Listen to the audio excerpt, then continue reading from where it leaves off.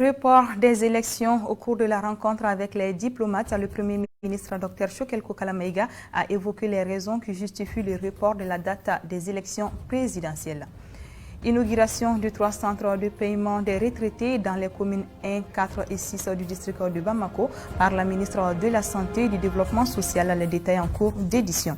Hausse du prix de l'haricot dans nos marchés, nous en parlerons également dans cette édition. Mesdames et messieurs, bonsoir, merci de votre fidélité et bienvenue dans cette édition.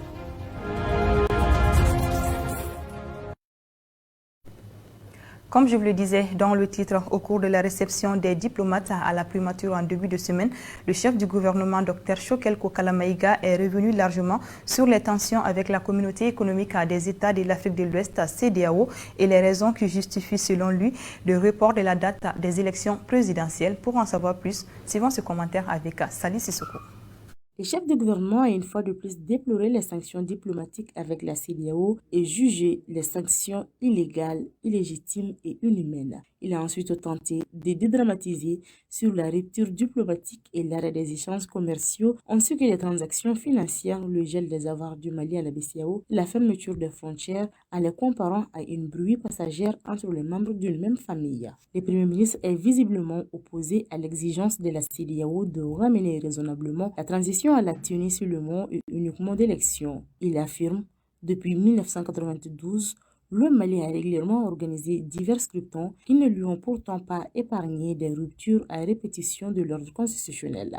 Le Premier ministre a aussi exprimé son regret et déplore que les dirigeants de la CEDEAO, en recevant le projet de chronogramme des autorités maliennes, n'ont mené aucune consultation avec le Mali et ont préféré automatiquement lui imposer des sanctions punitives. Il regrette également toute allégation tendant de faire croire que le Mali a opté pour l'isolement, tout en martelant que le Mali d'aujourd'hui mérite la solidarité.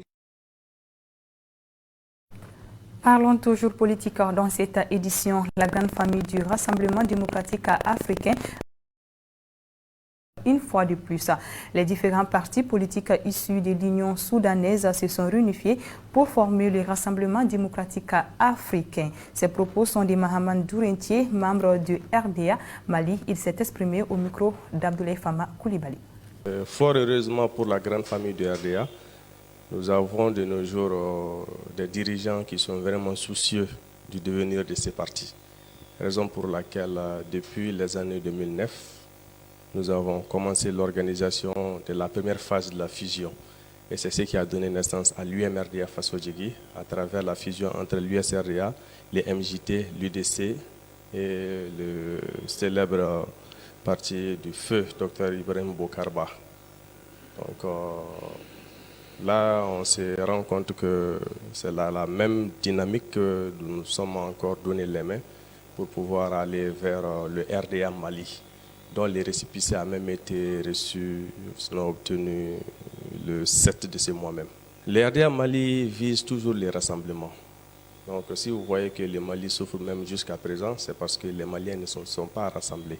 Si toutefois ces rassemblements étaient réels et que les opinions restaient les mêmes et que l'unité du peuple est consentie comme dans les premières heures des indépendances, je crois que les objectifs seront tous atteints et le peuple malien sortira la tête de l'eau. Malheureusement, on reconnaît de nos jours qu'il y a crise de confiance entre les populations et les partis politiques. Beaucoup de militants des partis politiques s'adonnent aujourd'hui à des comportements de contestation parce que, disons sinon ils ont beaucoup été déçus par les partis politiques. Raison pour laquelle cette transition, elle ne peut pas du tout faire confiance à des partis politiques alors que la population ne leur fait pas confiance. À cause de cette crise de confiance aussi, la transition, sinon les autorités de la transition sont obligées de beaucoup faire attention parce qu'après avoir fait le coup d'État, il ne faudrait pas que des gens cherchent aussi à mettre des bâtons dans leurs roues. Parce que la dynamique qu'ils ont empruntée de nos jours, c'est à quoi le peuple malien s'attendait. Donc c'est l'inspiration même, c'est l'aspiration du peuple malien. Et nous ne pouvons que leur souhaiter bon vent et beaucoup de courage. À présent, parlons éducation. Le lancement officiel de l'Institut privé de langue appliquée a eu lieu ce mardi 1er février 2022 à Kabala. Cet institut est l'œuvre de 3 personnalités maliennes, à savoir Mme Sibi Ginette Bellegarde, ancienne ministre, professeur Macky Samake et Issa Kamara, qui, à travers cette école, veulent promouvoir l'excellence et la langue anglaise. Reportage Mamadou Diallo.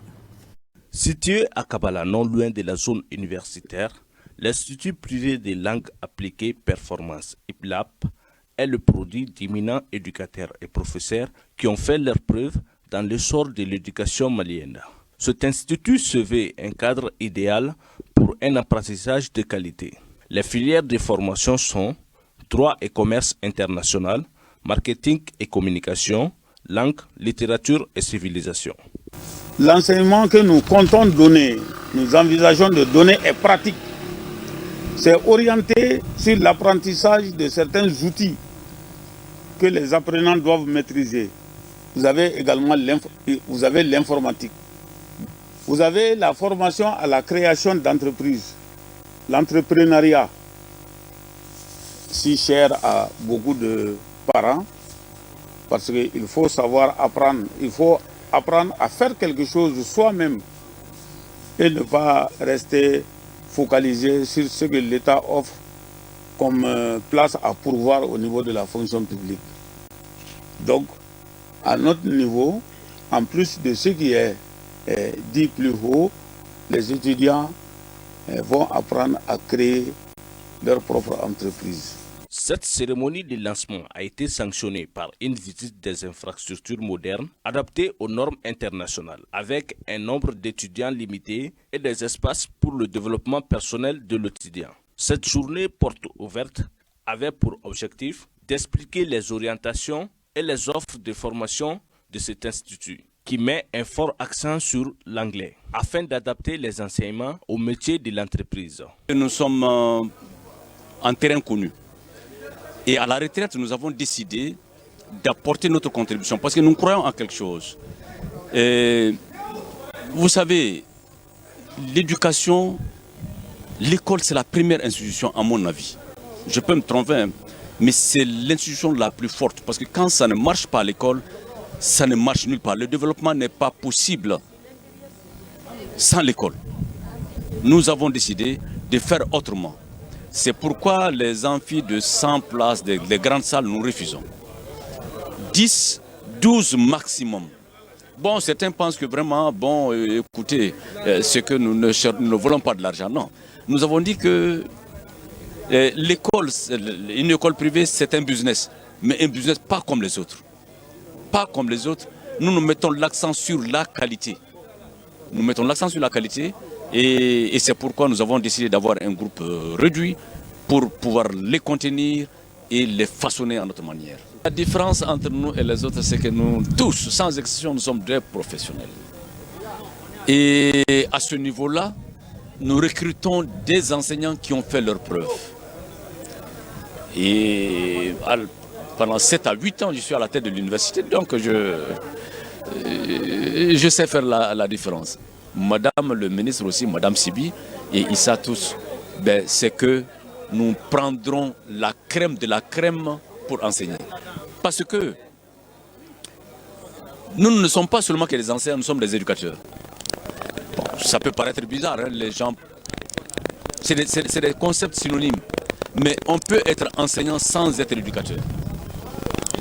Nous sommes des éducateurs. C'est quand un enseignant arrive se soulever, en fait, se lever, à atteindre un certain niveau. C'est-à-dire qu'il ne s'occupe plus seulement de la transmission du savoir, mais le savoir-être. Nous tenons à ça. C'est ça le développement personnel. Les inscriptions sont déjà ouvertes avec un coût abordable. Une réduction est faite pour les bacheliers avec mention. Choisir IPLAP, c'est choisir la qualité.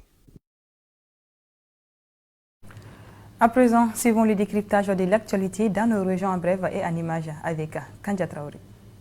Zoom sur le Mali.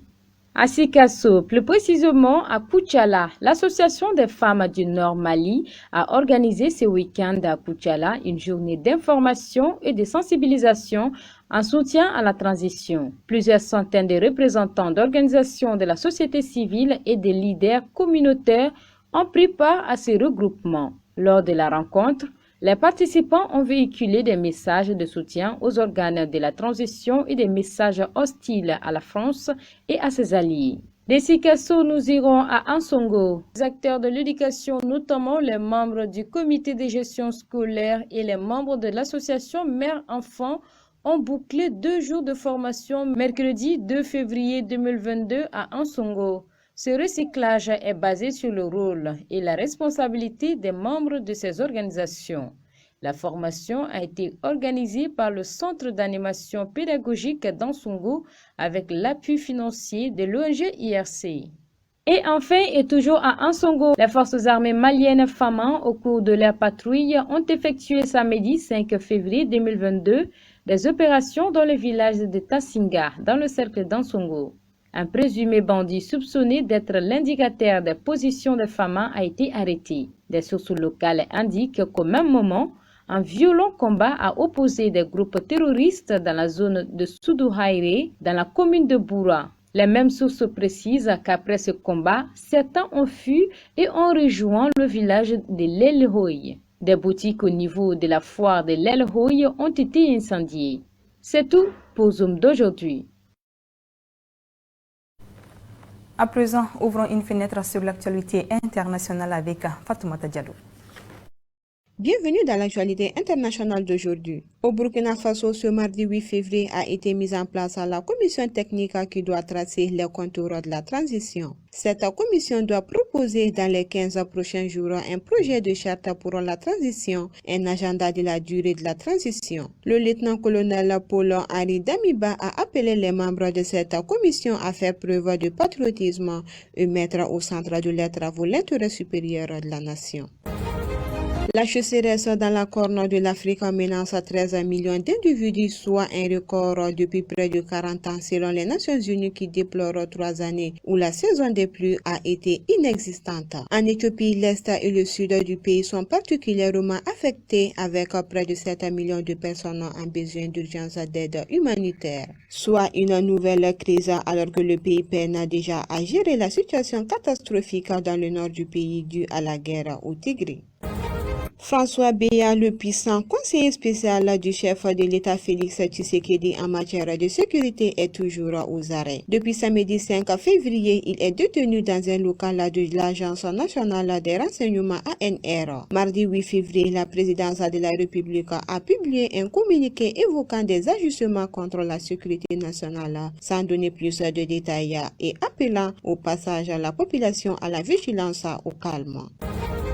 Et enfin, c'est officiel, après plusieurs mois de dialogue politique entre l'Union européenne et le Burundi, Bruxelles a mis fin hier, mardi 8 février, à ses sanctions budgétaires contre le gouvernement du Burundi. Officiellement, cette décision a été prise pour les progrès observés dans le pays, même si l'organisation européenne reconnaît qu'il y a encore des défis à relever.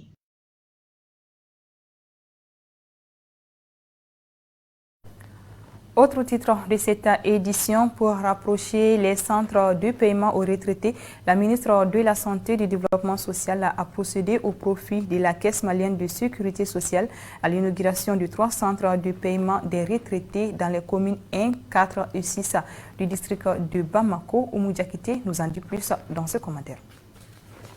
Cette cérémonie effectuée en 3 temps a vu la participation du ministre délégué auprès du ministre de la Santé et du Développement social chargé de l'action humanitaire de la Société des réfugiés et des déplacés, M. Oumarou Diarra, les administrateurs de la Caisse malienne de sécurité sociale.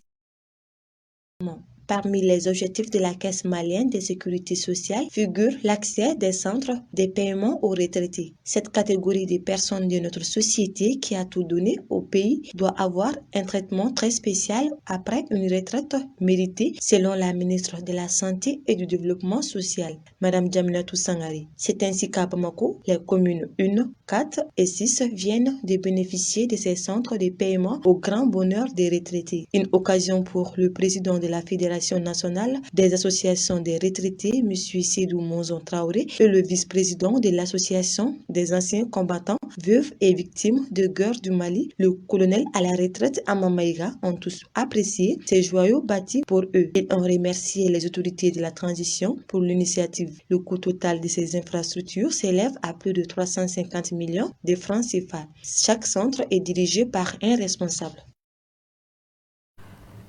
Le haricot fait partie des aliments de base consommés dans notre pays. On rencontre 3 qualités d'haricots sur le marché de Bamako.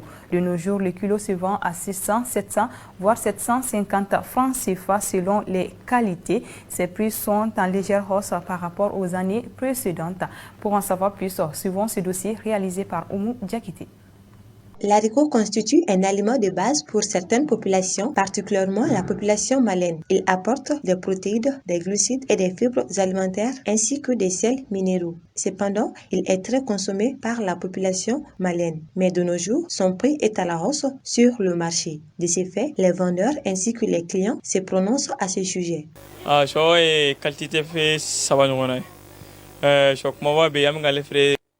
Nous avons 3 variétés d'haricots. Il y en a qu'on vend à 750. Il y a aussi à 600 francs, 700 francs. Ils sont tous sollicités par les clients. Les prix a trop augmenté. Avant, on pouvait l'avoir 350, 400 francs, 450 ou 500 francs. Actuellement, on ne les trouve même pas à 500 ou 600 sur le marché.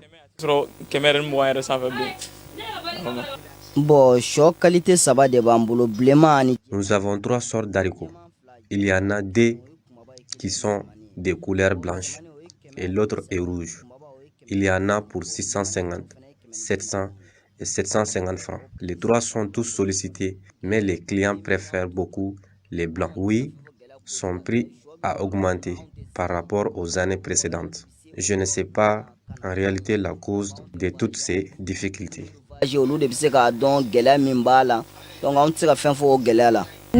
Moi, j'ai acheté 1 kilo d'haricots à 750 francs. Le prix a vraiment augmenté sur le marché.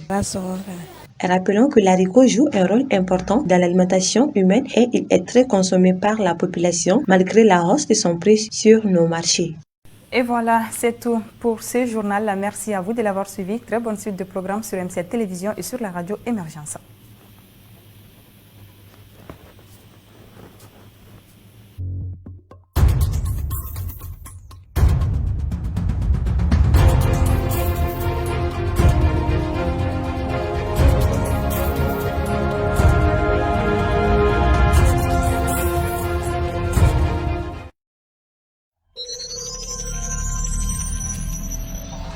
M7 TV, les 7 jours qui font le Mali.